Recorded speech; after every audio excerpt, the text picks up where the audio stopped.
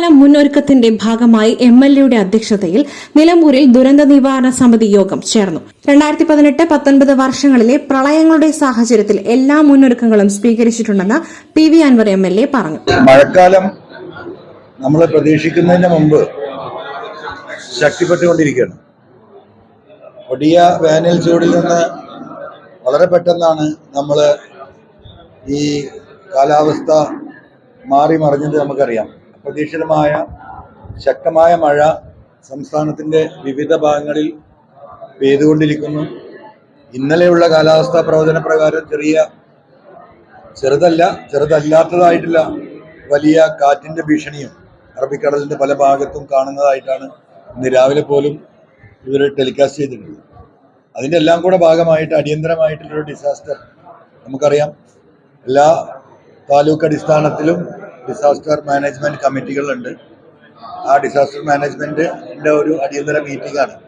ഇതുവരെ ചെയ്തു വെച്ച കാര്യങ്ങളുടെ ഒരു ഇവാലുവേഷനും ഇനി അടിയന്തരമായിട്ട് ഗവൺമെൻറ് പോരായ്മകൾ എന്തെങ്കിലും ഇതിനു വേണ്ടിയിട്ട് നികത്തേണ്ടതുണ്ടോ എന്നുള്ള ഒരു പരിശോധനയുടെ യോഗമാണ് നടന്നത്.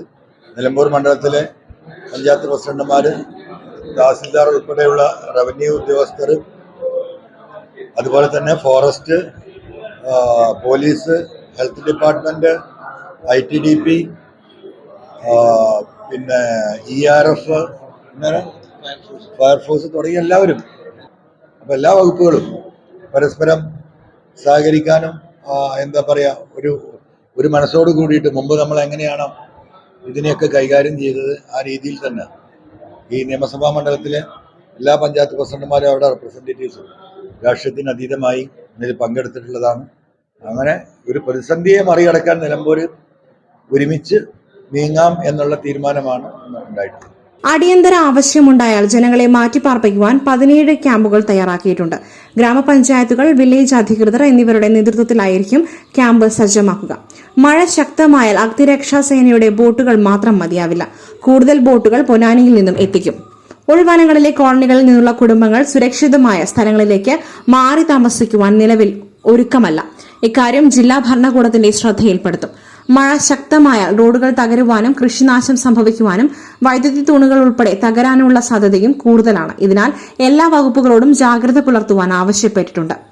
ഗോത്ര ഊരുകളിലേക്ക് മഴക്കാലം മുന്നിൽ കണ്ട് 7 വിഭവങ്ങൾ അടങ്ങിയ കിറ്റുകൾ തയ്യാറാക്കിയിട്ടുണ്ടെന്ന് ITDP പ്രോജക്ട് ഓഫീസർ യോഗത്തിൽ അറിയിച്ചു. മലയോര മേഖലകളിൽ ഉൾപ്പെടെ കനത്ത മഴ തുടരുന്ന സാഹചര്യത്തിലാണ് ദുരന്ത നിവാരണ സമിതിയുടെ അടിയന്തര യോഗം ചേർന്നത്.